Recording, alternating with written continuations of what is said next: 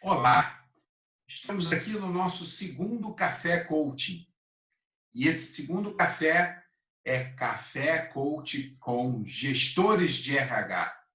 Mas antes de falar desse Café Coaching, eu queria agradecer a audiência, agradecer os feedbacks positivos pelo primeiro Café Coaching. Foi sensacional, vocês foram maravilhosos, muito obrigado. E hoje nós vamos falar de um tema muito legal, porque na minha metodologia, que vocês já conhecem, que tem o tripé eu comigo mesmo, eu com os outros e eu com o meu trabalho, hoje nós vamos nos dedicar ao tripé eu com o meu trabalho. E para isso, a gente definiu um tema que é contrate atitudes e desenvolva habilidades e conhecimentos.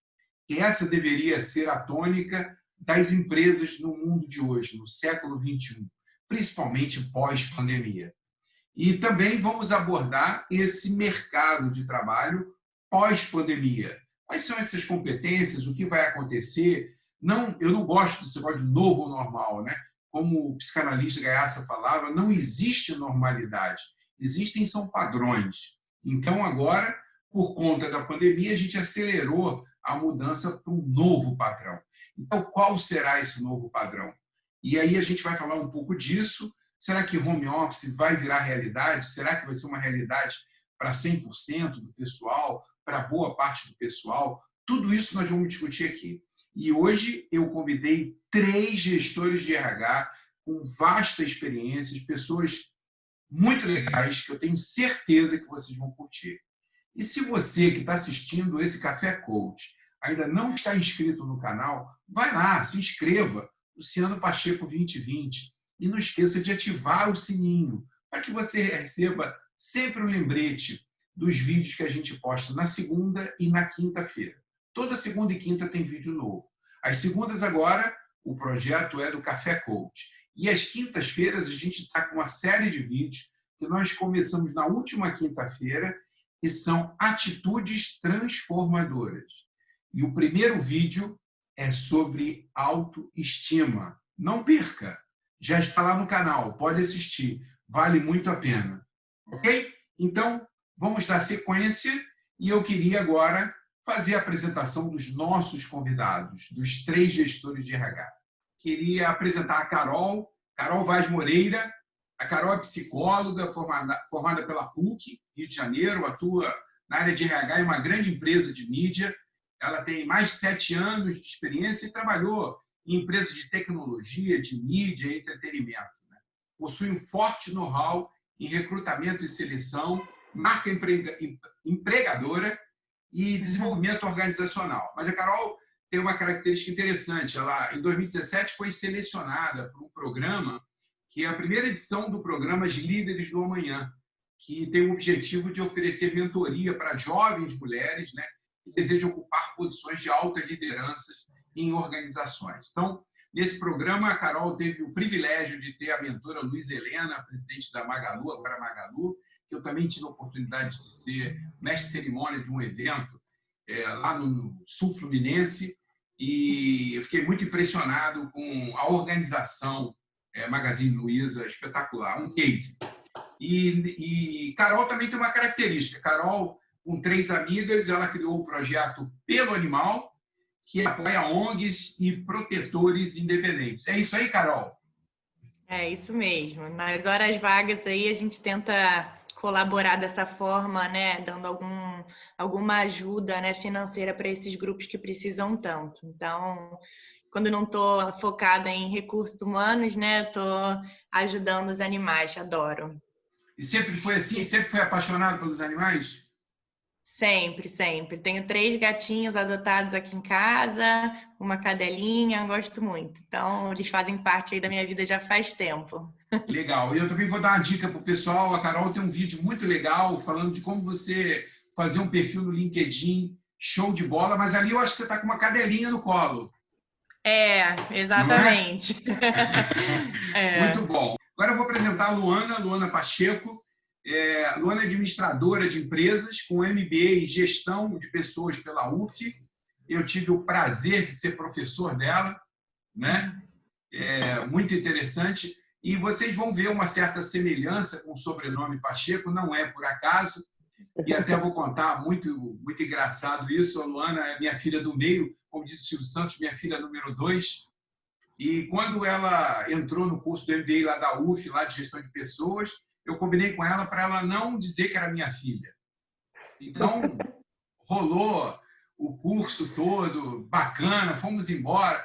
E o curso era lá na parceria com a Associação Brasileira de Recursos Humanos, da BRH, que a sede deles ficava na Presidente Vargas, e saía lá de noite, eu ia de carro e oferecia quem quer carona. Aí, Luana, eu. Aí a outra eu. Trazia quatro mulheres para o Rio. E a Luana vinha no banco da frente. E aí todo mundo descia ali por Icaraí. Era a última a descer, né? Era a última a descer na região oceânica. E um dia, me lembra, você não vai descer aqui, ô Luana?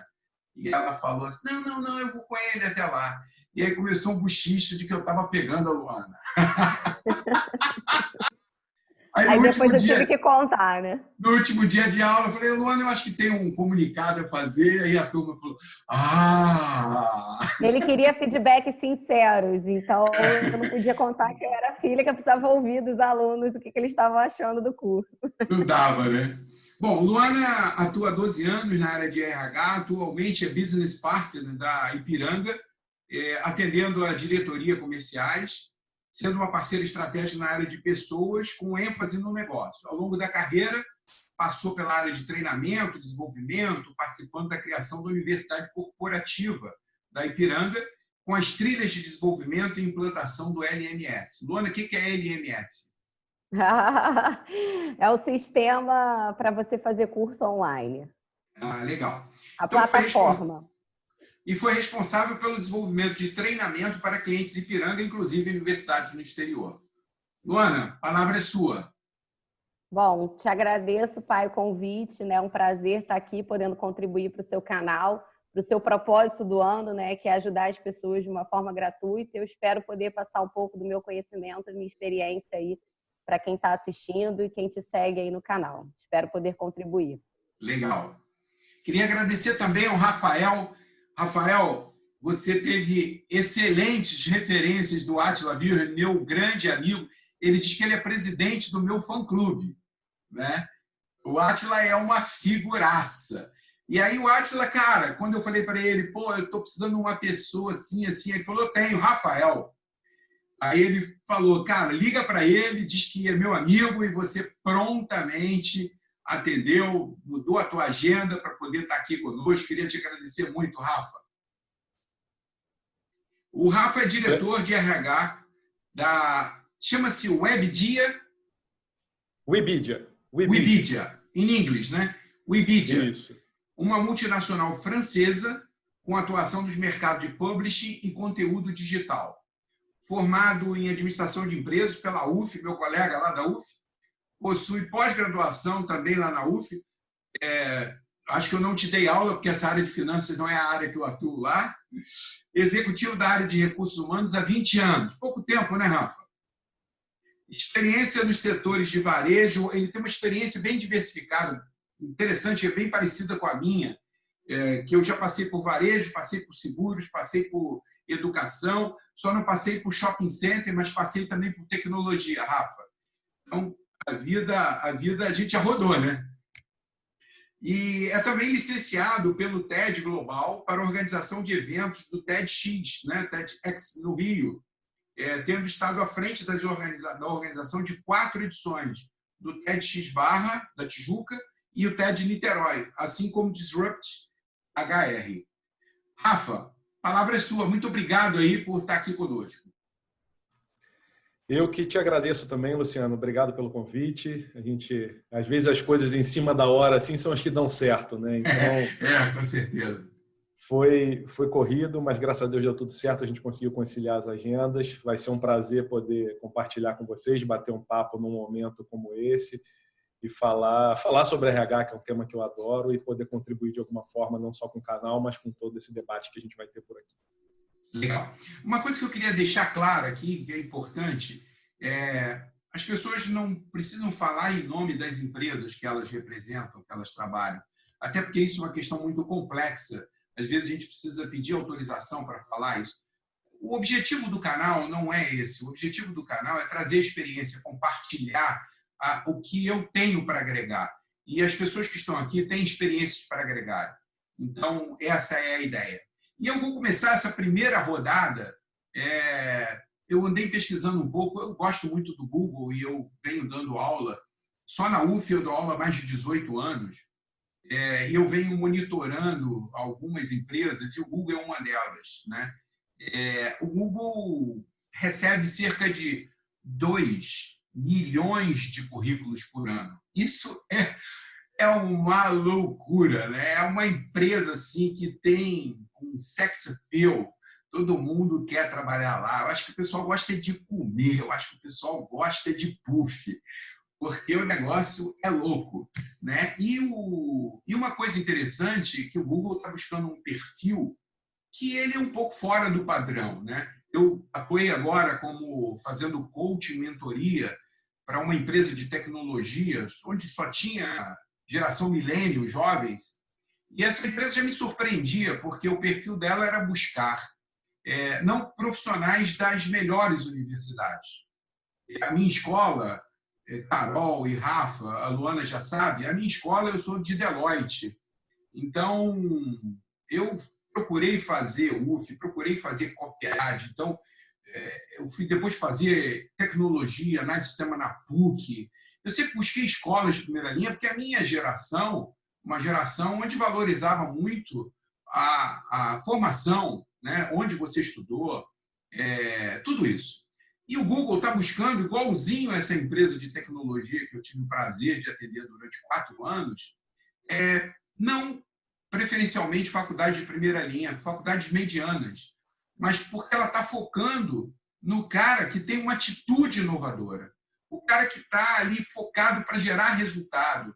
Ela disse, não me interessa o cara que é de uma faculdade top, mas que é um mediano lá.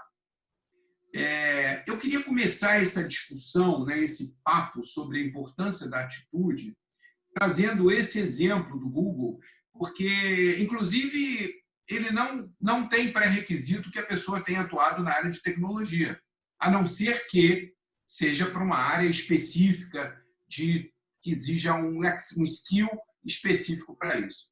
Eu queria saber, isso é uma tendência? Como é que vocês estão vendo esse movimento, essa questão?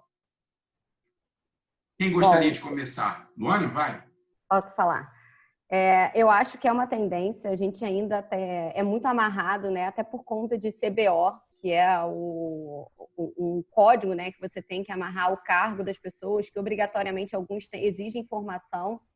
Então, tem alguns cargos que a gente não consegue mudar isso ainda. Mas vou te dar um exemplo, por exemplo, do trainee, né? Que a gente adotou na Ipiranga. A primeira turma de trainee da Ipiranga foi esse ano. E a gente direcionou para a área comercial e para a área de tecnologia, né? A área de TI. E a gente não pediu formação em TI. A gente focou nas competências, podia ser formado em qualquer coisa, nutrição, desde que você passasse, teve uma longa bateria de testes, uma dinâmica de grupo intensa com todos os diretores participando e avaliando comportamentos, né? Então, eu acho que é uma tendência. A gente ainda fica muito amarrado a algumas questões de legislação, mas eu acho que em breve a gente vai ter uma reforma trabalhista que acho que pode mudar muito o mundo daqui para frente, que já está mudando, né? Complementando um pouquinho aí que a Luana trouxe, né? Eu acho que antigamente essa questão do hard skill era algo muito necessário, né? As pessoas iam por isso e acreditavam que isso era o que trazia o diferencial do profissional, né? E hoje a gente vê que a aderência do profissional aos valores da empresa, né? Num quesito muito mais comportamental, é isso que vai fazer com que o próprio colaborador sinta um propósito de estar lá, porque ele se identifica com a forma como a empresa se propõe, né? Se comporta mesmo, porque a empresa acaba se comportando, né, de acordo com os colaboradores que estão nela. E aí a gente entende que é muito melhor a gente trazer pessoas aderentes culturalmente ao que a gente quer e desenvolver as competências técnicas do que ao contrário, né? Porque é muito difícil você mudar algo que é intrínseco da pessoa, é a forma como ela é. Então, eu acho que é uma tendência mesmo, cada vez mais a gente olhar menos competência técnica, né? Até em alguns processos de avaliação de desempenho que existem nas empresas, onde competência técnica era avaliada, eu acho que isso já tem que ser repensado também. Então, eu acho que é para essas empresas mesmo que a gente tem que estar olhando e se inspirando. Eu concordo também com as meninas, 100%. Vejo isso como uma tendência clara, não só das empresas de tecnologia, mas, enfim, mercado como um todo. Acho que cada vez mais os comportamentos, as soft skills, como a Carol começou a colocar, e a avaliação comportamental de competências específicas, elas ganham um peso muito maior do que a hard skill, do que a formação, do que o detalhe. Acho que isso é um caminho sem volta, tá? E acho que esse próprio choque de gerações que a gente tem hoje dentro da empresa, de diversas gerações vivendo dentro de um meio ambiente, já está começando. Porque quando essa curva era menor, você tinha as gerações mais de baixo, a Y, a Millennium chegando, você ainda tinha uma batalha grande com o old school da história. Eu quero PUC, BMEC. Aí, com o tempo, eu acho que isso já foi está cada vez mais se internalizando na nossa realidade, e quando você olha modelos também mundialmente, isso é muito racional. Tem um cara, abrindo espaço aqui, Luciano, tem um cara que eu gosto muito e sigo muito, até através do TED também, que depois eu vou falar um pouquinho da minha relação com o TED, que é o Adam Grant, que é um professor de Wharton. E ele também é curador do TED. Ele tem uma série de livros super famosos, e um deles que ele fala muito, e ele é um cara especializado também em gestão de RH, e fala muito sobre recrutamento e sobre novos modelos de recrutamento. E ele fala muito, um dos livros dele fala do giver or taker, né? Que no fim das contas é o que ele diz, assim, o que eu procuro no fim das contas, o central para mim é identificar se o cara é um giver ou ele é um taker. Que no sentido assim, é um cara que eu procuro a competência dele ser um doador, dele se doar para aquilo, ou se ele está aqui para tomar alguma coisa de mim.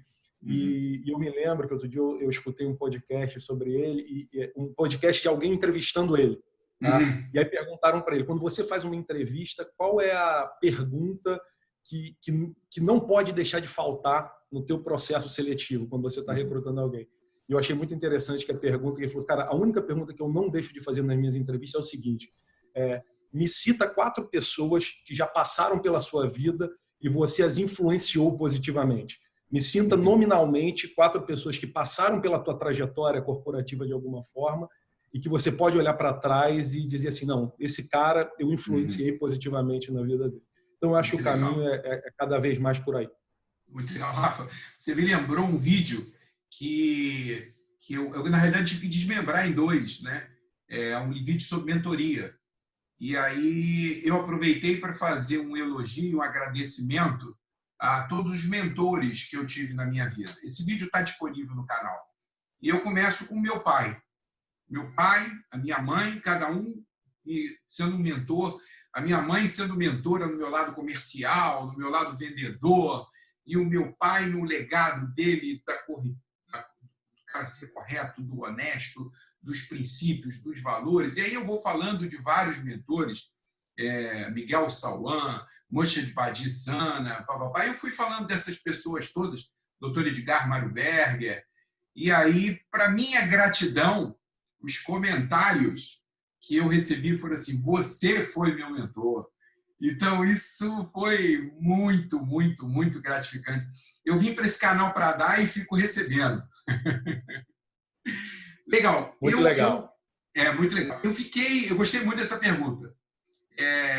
No Google, eles estão dizendo que eles valorizam muito a inteligência e a capacidade cognitiva da pessoa, né?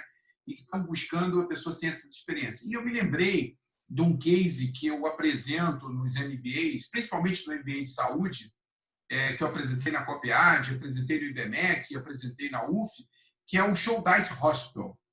O case do Shouldice é considerado o melhor hospital do mundo e ele fica no Canadá e ele só faz um tipo de cirurgia de hérnia inguinal. Hérnia inguinal é aquela aqui da virilha, aqui, né? Virilha não, aquela abaixo do abdômen aqui, e ele só faz esse tipo de cirurgia. E aí eu acabei, esse case ficou tão interessante que eu levei ele para a digestão de pessoas, não sei se Luana lembra. E eu levei o seguinte, porque o case deles também é interessante pelo lado do recrutamento de médicos. Eles não contratam médicos que têm experiência em cirurgia. Eles só contratam profissionais, a cidade é pequena, tem 5.000 habitantes, eles só contratam profissionais que sejam casados com filhos jovens. Porque eles querem um perfil de comportamento que se adeque ao modelo deles. Eles entram de manhã e fazem 8 cirurgias idênticas no mesmo método. Então, se ele quisesse um cara muito criativo, o cara ia querer transgredir a técnica, né? Então, eu acho isso muito interessante, porque o Shouldice é um case que ele contrata atitudes. E a técnica a gente ensina. Ele, se ele tem uma base boa como cirurgião, né, vai ter sucesso. Então, como é que é esse negócio de buscar? Que tipo de atitude? Atitude inovadora? É a atitude que gera negócios? É a atitude que gera resultados? É a atitude que faz o ambiente ficar melhor? Que tipo de atitude, perfil de atitude esse mercado está querendo? Para os nossos ouvintes, para a pessoa que está assistindo o canal, para ficar ligado, tipo, que tipo de atitude essas empresas que são de vanguarda, que estão realmente à frente, estão buscando?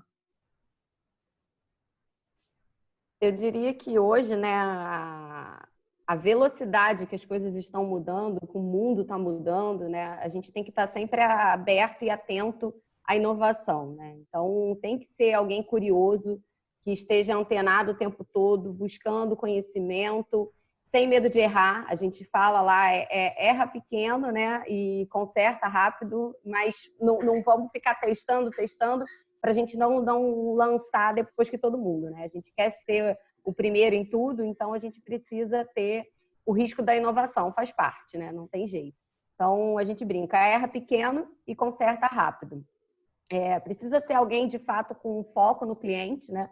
Lá a gente sempre que vai fazer algum projeto, lançar alguma coisa, a gente pensa primeiro se isso vai ter um impacto no nosso cliente, como é que o cliente vai perceber aquilo. A gente tem feito muitos projetos colaborativos, né? Grupos multidisciplinares para discutir, para testar, design sprint. Então, a gente tem trabalhado com metodologias ágeis para trabalhar projetos. Então, precisa ser alguém de fato antenado, com essa cabeça aberta, que queira chegar, tem uma autonomia e um protagonismo, né, na história, que vai deixar um legado ali, né? Esse é o grande objetivo, eu acredito, hoje. E as pessoas não... Antigamente, né, as empresas, você escolhia o candidato, né? Hoje em dia, os candidatos estão escolhendo a empresa, né? Eles querem ter um propósito. E cada vez mais a gente precisa trabalhar a marca empregadora para que as pessoas possam vislumbrar, de fato, aquela empresa, né? E ver o sentido do trabalho naquela empresa. Legal, eu acho que legal. é um do... Eu acho que a inovação, né, já virou default, né? Quem não tiver vai sair perdendo, e isso é algo que todo mundo está olhando. E eu acho que também, e aí você fala, né, que você traz muito a questão do autoconhecimento aqui para o seu canal. Isso. Eu acho que as pessoas têm que buscar autoconhecimento, especialmente quando a gente está falando de inteligência emocional, né? Porque isso é uma competência que as empresas estão buscando muito, né? A gente precisa se reconhecer, encontrar quais são os nossos gaps em relação à inteligência emocional, que aí a gente fala de empatia, como a gente se relaciona com o outro, enfim. E tem várias ferramentas que você encontra hoje na internet, em livros, que te ajudam a medir isso, para você se reconhecer aonde você tem pontos de melhorias, e isso é um tema onde você vai precisar se desenvolver se você quer se dar bem no mercado de trabalho, né? Então, de fato, a inteligência emocional é algo que também se torna default nesse momento, e acho que também, acima de tudo, a flexibilidade, né? Porque, como a Luana falou, tá tudo mudando absurdamente rápido, e se você não tem o jogo de cintura, se você não consegue virar a página rápido, se você não consegue ver que você errou e recalcula a rota rápido, né? E tenta outra coisa, ficar insistindo ali naquela coisa, não vai ter como. Então, a gente precisa de pessoas com alto grau de adaptabilidade, né, para se darem bem nesse novo mercado de trabalho. Acho que já estão falando disso há um tempo, mas quando a gente teve esse boom agora, né, de transformação digital forçada para todas as empresas, acho que isso se torna ainda mais latente, né? Então, eu acho que essas três são E eu acho que só complementando uma que eu não falei também, que eu acho que é muito importante, é a colaboração, né? Cada vez mais a gente precisa de times colaborativos, independente de ser parte da tua função, você está pensando na empresa, né? Somos todo mundo da mesma empresa, o meu projeto não é o meu time, é pensar em conjunto, né? A própria metodologia Agile, né? A formação dos sprints, do PO, cada um com seu papel, o Scrum Master, né? Eu acho que a gente ajudou nesse cliente há 4 anos que eu fiquei lá, a gente ajudou a mudar esse modelo para esse modelo Agile. Isso é atitude básica, mandatória, né? Se não tiver, não é isso, Rafa? Exatamente. Eu concordo, acho que as meninas resumiram muito bem. Eu tenho alguns pilares também, e com os meus times eu procuro sempre alinhar que a gente trabalhe nessas linhas. Eu acho que colaboração, como a Luana falou no fim, é fundamental. E aí não só o ato de colaborar, eu acho que o principal é a crença por trás da colaboração. É a crença de que um ambiente colaborativo ele é mais produtivo. Se a gente fizer esse papo junto, ele vai ser melhor do que se for o papo só 2 de nós. Aí, Rafa, sabe o que é isso aqui no meu canal? É quando eu arrepio. Todo mundo... A live anterior eu me arrepiei umas 3 vezes. Aí, quando eu arrepio aqui, às vezes eu arrepio as pernas também. Cara, quando alguém fala alguma coisa assim que toca numa crença minha, é um negócio impressionante. Eu reajo. Cara, você falou aí, me tocou lá dentro. Falei, pô, é isso, cara. É uma crença. Tem que acreditar.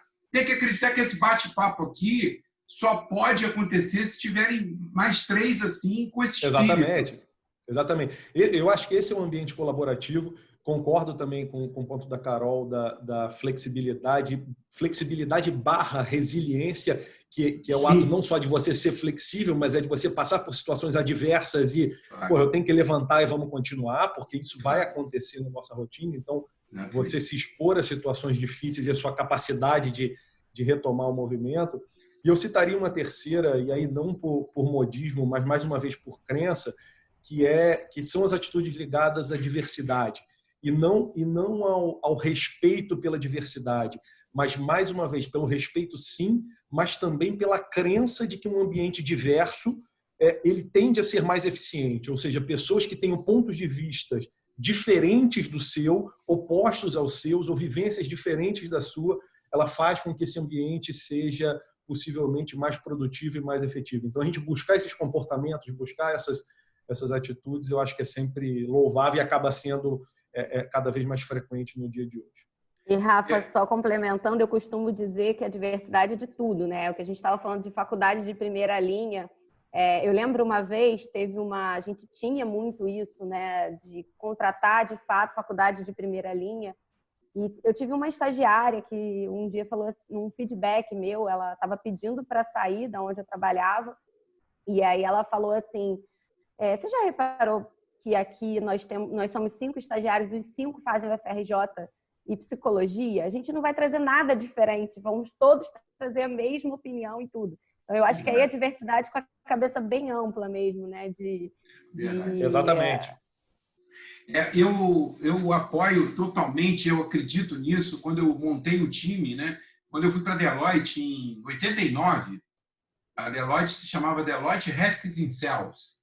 Depois a gente fundiu com a Touche Ross. Naquela época eram as Big 8, as 8 maiores consultorias do mundo. A gente fundiu com a Touche Ross e viramos Deloitte em Touche, fora. Aqui no Brasil, particularmente, foi Deloitte Touche Tomatsu, por causa da Woki Tomatsu do Japão.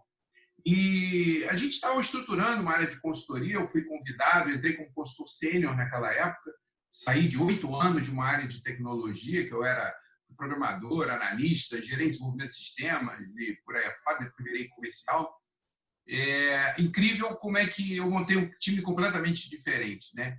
E essa diversidade dava um trabalho gigantesco, porque a gente, para chegar a consenso, era um negócio complicado. E às vezes eu dizia assim, tempo, amanhã a gente volta nessa questão, porque vai todo mundo levar para casa a contribuição do outro, digerir, e aí sim, a gente volta a esse tema. E sempre deu certo. O meu time lá foi realmente maravilhoso. E agora a gente vai fazer um segundo bloco, uma segunda rodada.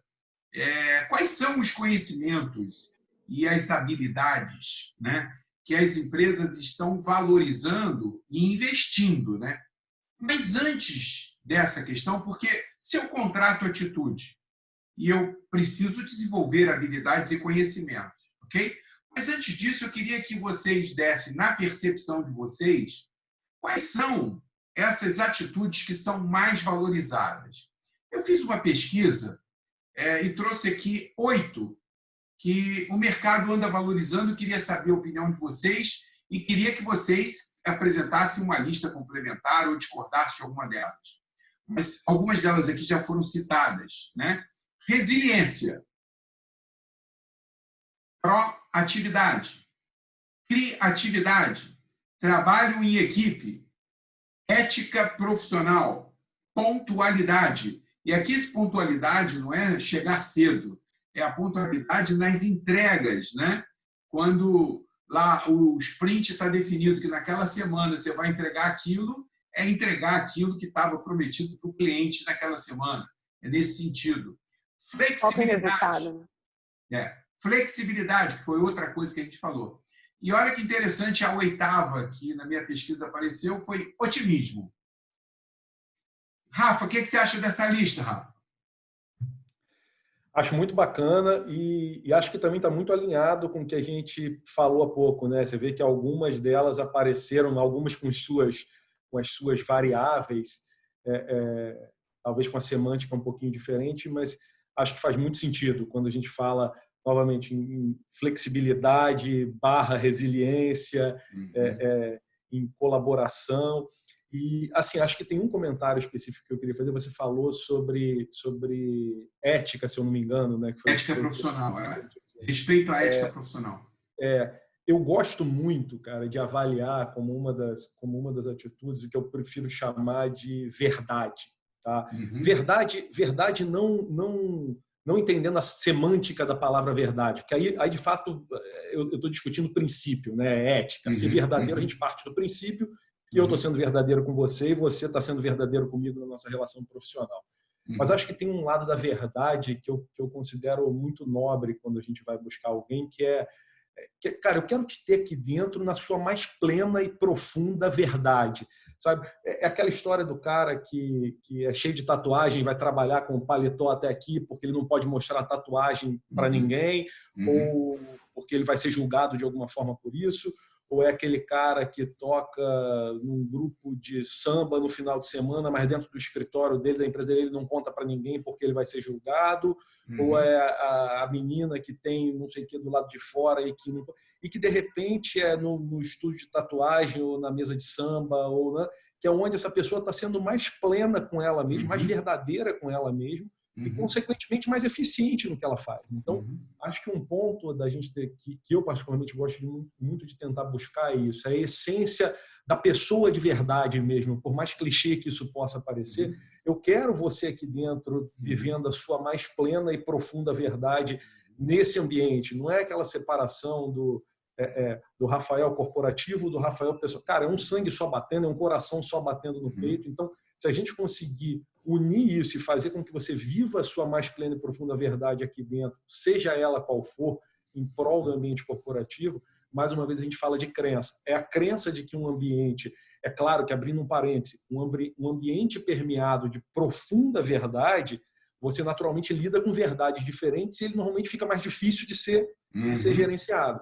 mas tem uma crença por trás de que pessoas também vivendo a sua mais plena e profunda verdade, elas vão ser mais produtivas, elas vão ser mais eficientes. Então, eu gosto muito de fazer esse link da verdade barra ética, mas respondendo a tua pergunta em relação à lista, eu acho que foi muito assertivo. Rafa, só complementando, né, que eu acho isso que você falou fundamental. E a gente fez um trabalho muito interessante no ano passado, onde a gente está chamando de jornada de transformação cultural, né?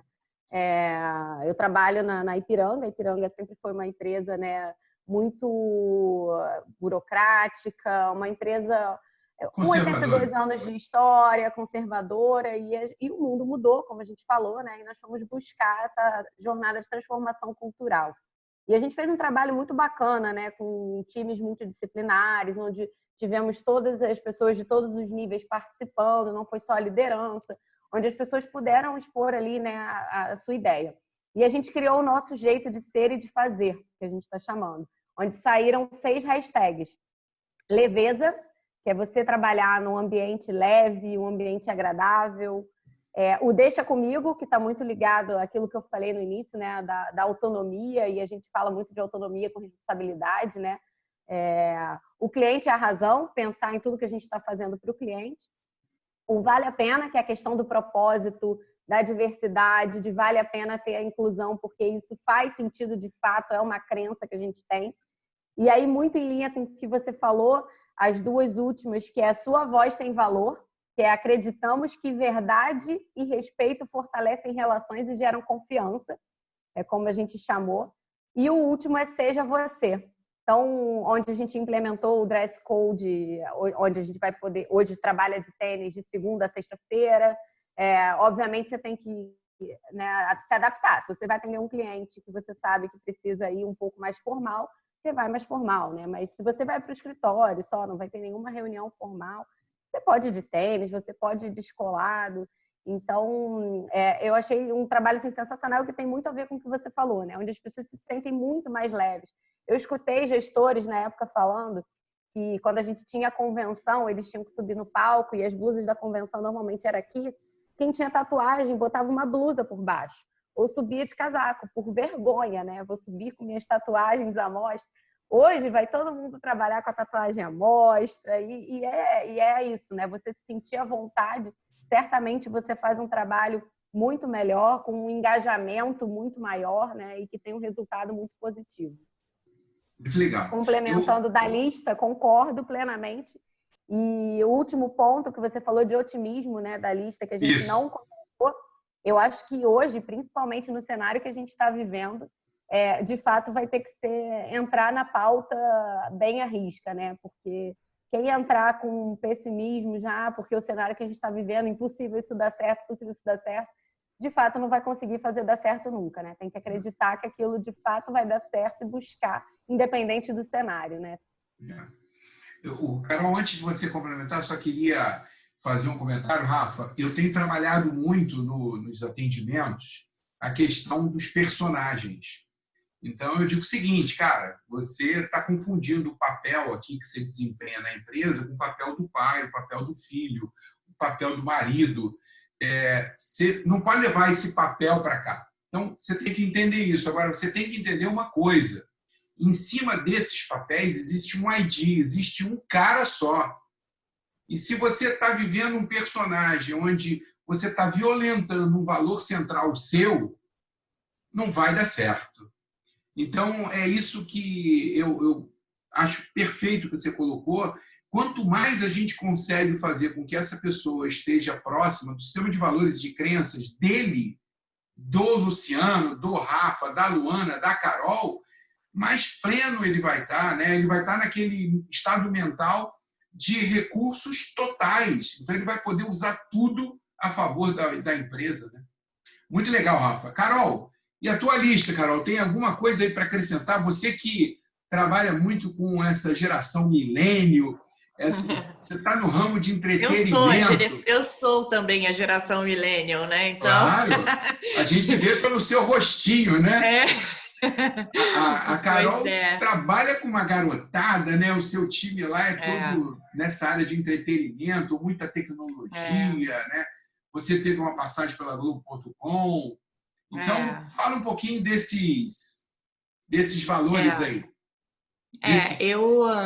Eu há bastante tempo, né, tô no Grupo Globo, então eu comecei na Globo.com, fui para a Globosat, agora vivendo esse novo momento de Globo, né, a gente está passando por essa transformação grande e, de fato, assim, são muitos jovens, né, e a gente sente isso, a gente sente o quanto é latente essa necessidade deles encontrarem esse propósito, que não tem como a gente separar, né, isso que você falou, não tem como a gente separar quem eu sou, Carol, para quem eu sou na empresa, assim, eu trago comigo a minha história, eu trago comigo os meus valores e é muito importante que a gente, como RH, consiga entender isso, né? E não tentar forçar qualquer tipo de enquadramento que não vai funcionar só pela competência técnica, né? Então, isso para mim é muito presente e sobre a lista... eu concordo com todos, né? Como falamos aqui, a gente tinha levantado quase todos, e a questão do otimismo, para mim, de fato, é imprescindível. Eu, de fato, nunca tinha colocado na minha lista, né, como uma das coisas a ser tão importante nesse momento, porque eu acho que, acima de tudo, é muito intrínseco, né, da pessoa. Você não tem como transformar alguém que é pessimista, que é aquela pessoa detratora, que puxa para baixo, eu não sei se ela consegue se desenvolver em uma pessoa otimista. Talvez sim, espero que sim, porque vai ser muito importante para esse momento, porque a gente vive, né, essa era da ansiedade, é muita mudança o tempo inteiro. Então, se a gente não conseguir manter o astral lá em cima, rir dos nossos erros, dos nossos tropeços, não tem como, gente. A gente vai, de fato, entrar num buraco que vai ser difícil de sair. Então, realmente, o otimismo é algo muito importante. A gente precisa de pessoas otimistas, né, que têm essa vontade de fazer dar certo, independente de como a gente vai chegar lá. Então, e eu vejo isso muito, né, muito latente. As pessoas, quando elas acreditam no que elas estão fazendo, elas têm essa vontade de fazer dar certo. Como for, como vão chegar lá, obviamente, né, com muita ética, com muita essência, com seus próprios valores, mas estou super de acordo aí com a lista. Essa questão de alinhamento de propósito, né? Hoje em dia, essa geração milênio, eu tenho uma parte da aula que eu faço uma análise das gerações, né? Do que um valoriza, do que o outro não valoriza. Essa geração é uma geração de propósitos, né? A minha geração não era uma geração de propósitos. Como é que tem sido isso, Carol? Vou começar por você. Como é que tem sido isso nessa sua andança aí com essa garotada toda?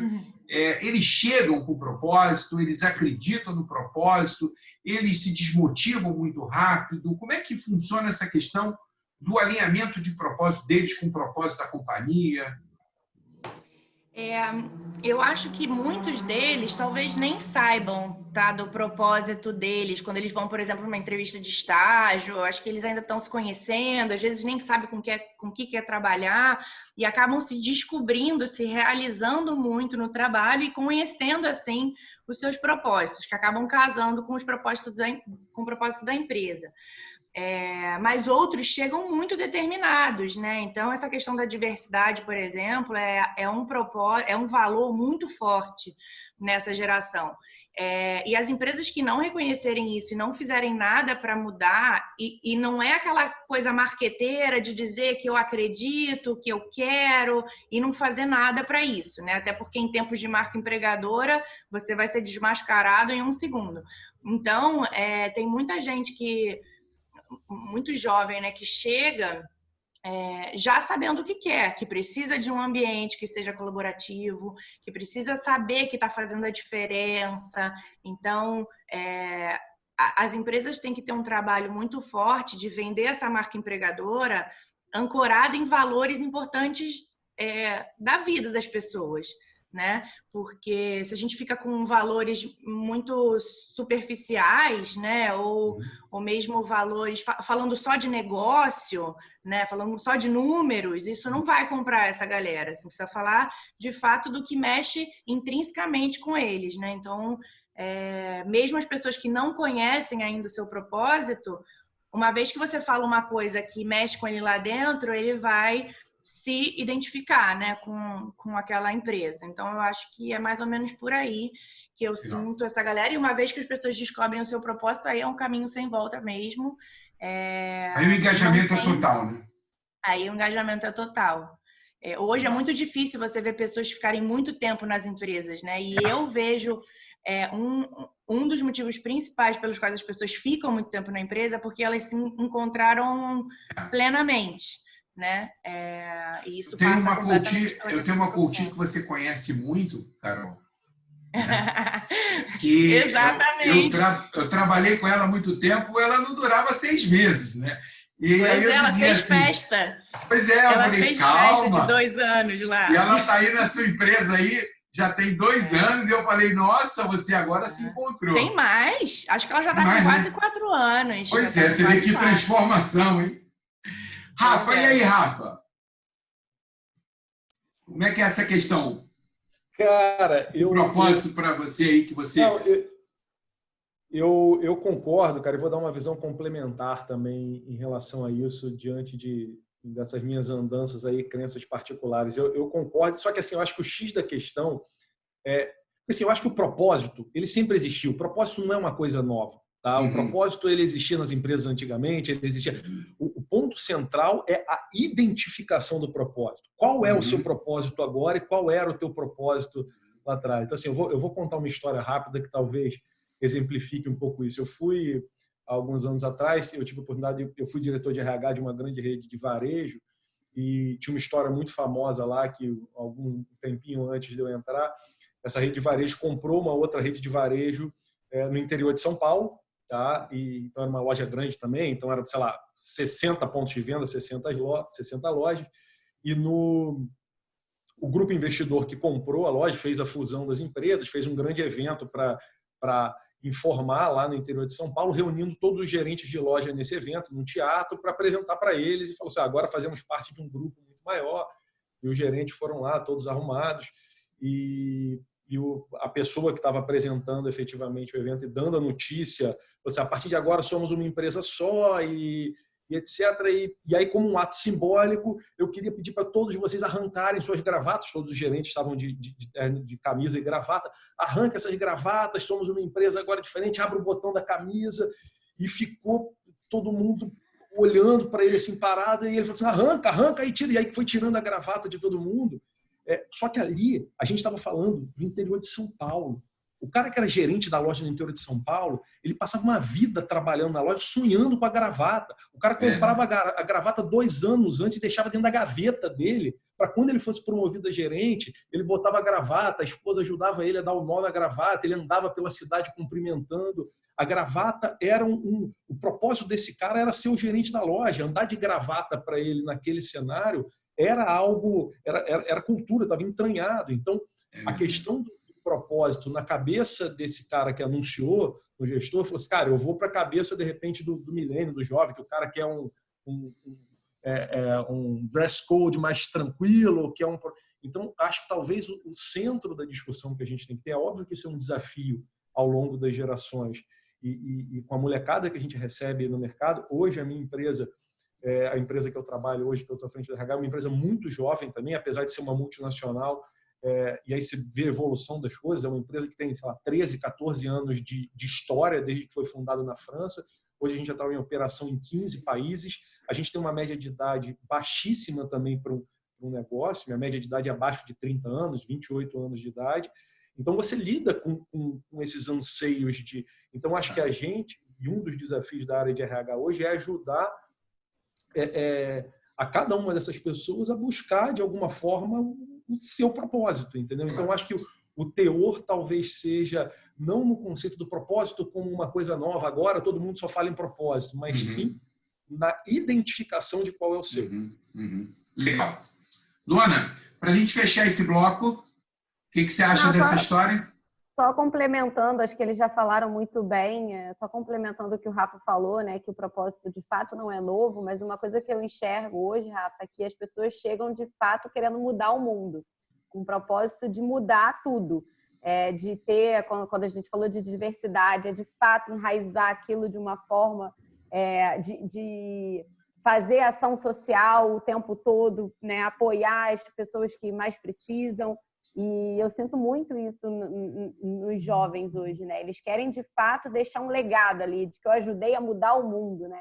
Então, você precisa muito ali tentar conciliar como é que você, né, com o seu propósito da sua empresa, né, que também é gerar valor, né? Obviamente, ter um resultado, como é que você une isso tudo, né? Você consiga fazer um bem para a sociedade, ampliar essa diversidade, fazer com que as pessoas acreditem de fato nisso e juntar esse anseio dos jovens, né, com mais cautela, que às vezes quer de um dia para o outro e que a gente sabe que também nem sempre é simples, né? Perfeito. Muito legal. Bom, e eu não podia deixar de fechar esse Café Coach falando do momento da pandemia, né, da aceleração que houve, as empresas tiveram, aquelas pessoas que estavam planejando ao longo de anos como fazer isso, como fazer aquilo. Eu me lembro, há 20 anos atrás, a empresa Odebrecht falando do como é que a gente vai botar flexibilidade para que as pessoas trabalhem 1, 2 dias em casa. Depois eu tive contato com a Shell, que estava fazendo o seu projeto de como fazer com que as pessoas tivessem um dia para trabalhar em casa ou 2. Nada disso evoluiu significativamente, né? E agora todo mundo foi empurrado ladeira abaixo e se vira, né? Como é que fica esse novo padrão, né? O home office é para todos. Os colaboradores estão prontos para trabalhar nesse novo padrão. Eu fico imaginando como vai ser o plano de retomada de algumas empresas, onde todo mundo vai ter que trabalhar de máscara 8 horas por dia. Eu não consigo ficar mais do que meia hora no supermercado de máscara. Eu imagino como vai ser trabalhar 8 horas por dia de máscara. Como é que vocês estão vendo isso? A bola? Joguei a bola, hein? Vocês escolhem aí o que vocês querem falar. Quem se habilita? Bom, posso... Quer começar, Rafa? Pode, claro. Pode ser, posso falar também, sem problemas. Cara, eu acho que o primeiro ponto, quando a gente fala do home, eu concordo plenamente com a abordagem inicial, tá, Luciano? Eu acho que o lado bom dessa pandemia, dessa crise que a gente vivenciou, como qualquer crise tem um lado bom, foi estimular o movimento. Tá? A gente acabou fazendo um movimento que a grande realidade é que muitas empresas não tinham peito de fazer esse movimento. A partir do momento que foram forçadas, começaram a ver que o buraco talvez não fosse tão lá embaixo quanto imaginava. Um ponto importante só de ser colocado é o seguinte: o que a gente está vivendo hoje não é o home office. Não é o home office clássico, leve o seu trabalho para casa e faça o trabalho de casa.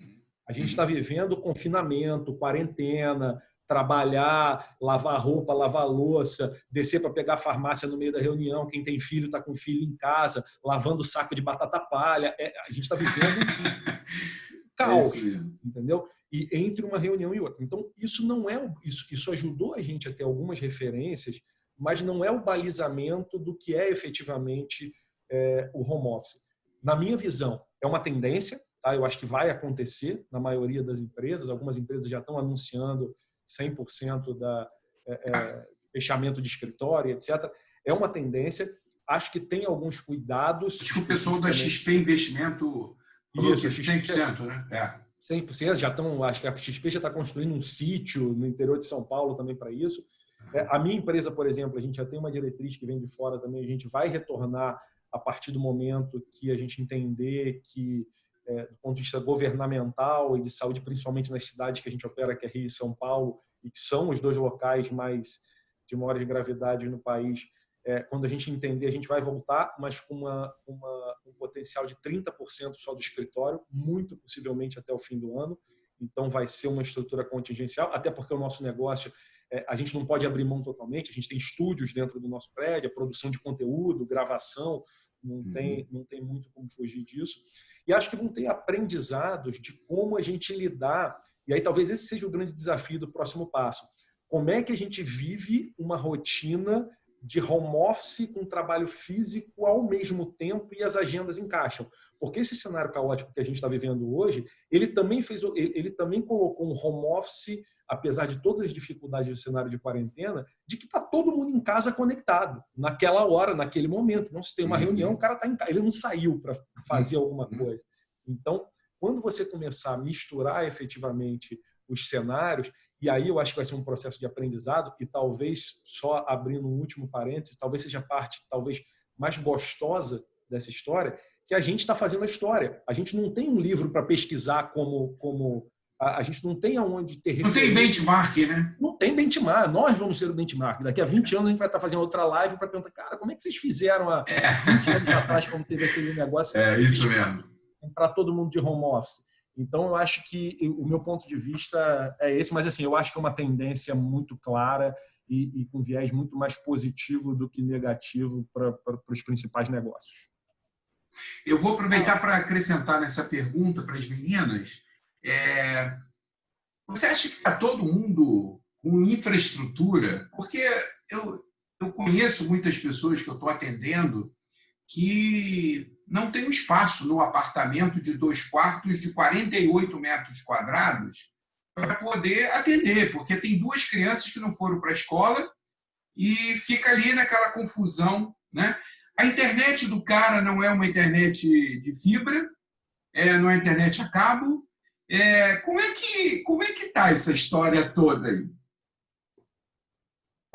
Eu acho assim, só complementando o que o Rafa falou antes, né? Eu acho que o Rafa já falou muito bem do momento que a gente está vivendo, e eu ia falar exatamente isso. O home office que a gente está vivendo hoje não é um home office, é completamente diferente, né?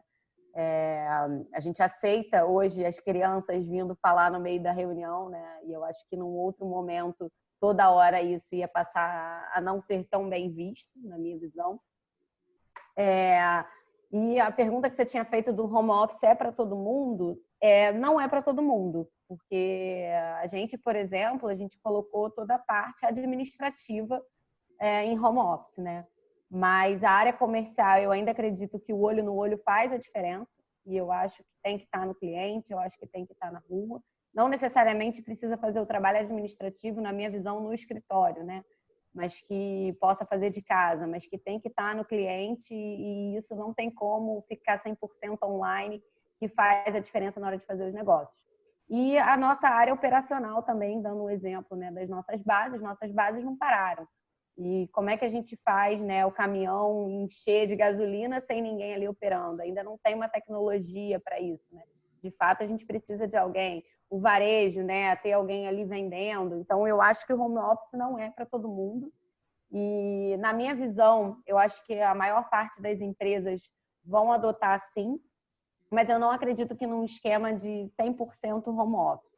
Eu tenho escutado muito, e nas pesquisas que eu tenho escutado, né, e pesquisado, é que precisa ser um modelo híbrido porque faz diferença o olho no olho, tem algumas reuniões que tem que ser presenciais. Então, eu acredito que um caminho e uma tendência vai ser você escolher 2 vezes na semana, 3 vezes na semana.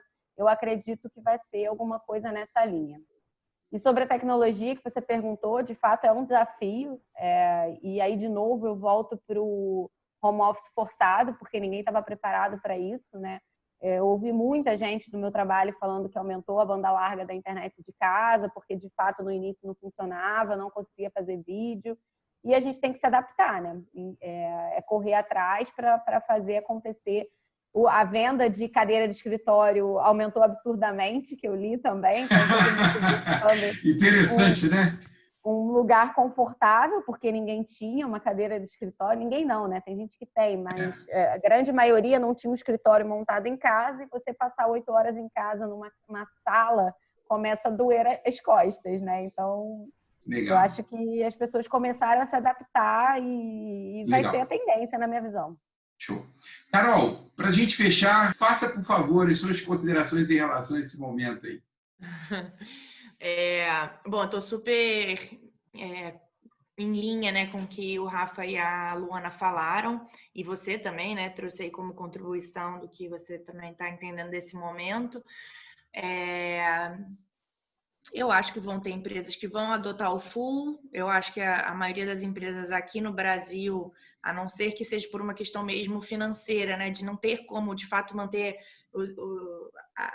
o lado físico, né, vão acabar adotando o home office integral, mas eu acho que a tendência é, de fato, ter um modelo mais híbrido mesmo, por N motivos, né? Acho que não só por essa troca, eu acho que tem uma questão de maturidade ainda da gestão, até próprio dos próprios times, né? Eu acho que tem uma relação de confiança que ainda precisa ser construída entre alguns líderes e liderados. Eu acho que tem bastante coisa aí que tem que ser desenvolvida, mas eu acho que foi um empurrão muito importante, né? Porque as empresas tinham muito medo disso, né? Por questões de segurança da informação, por questões de autonomia, de produtividade das pessoas, o rendimento vai cair e todo mundo está sobrevivendo, né? Na sua medida ali.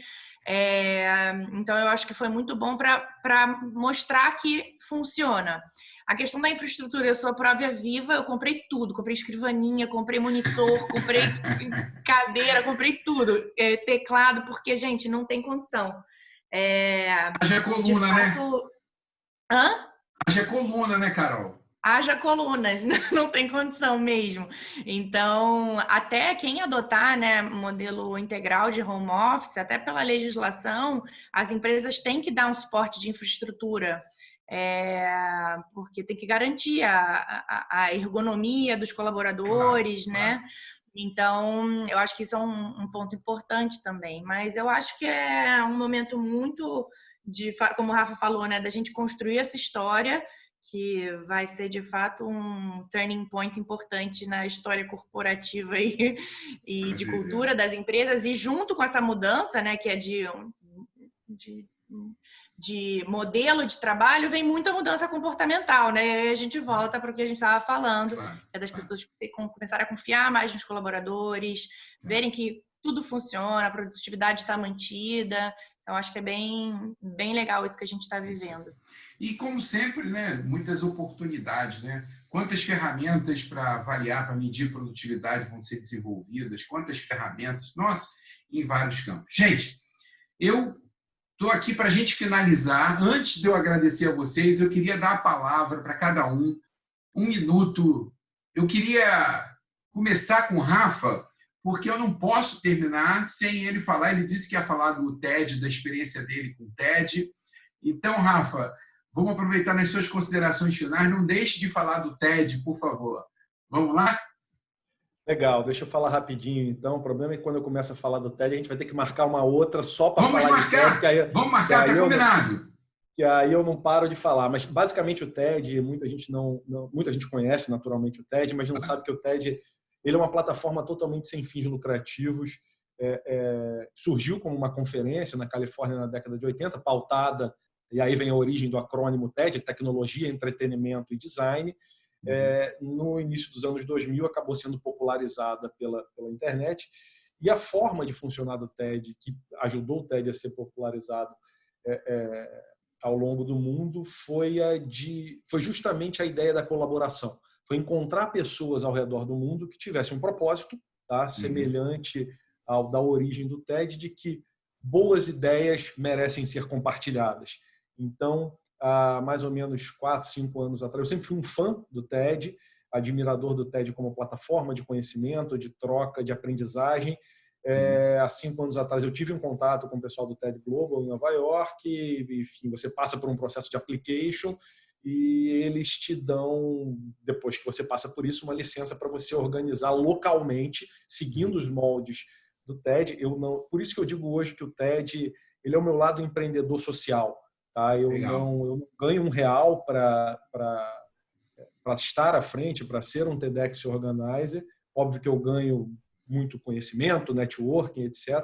Mas eu não sou remunerado efetivamente por isso.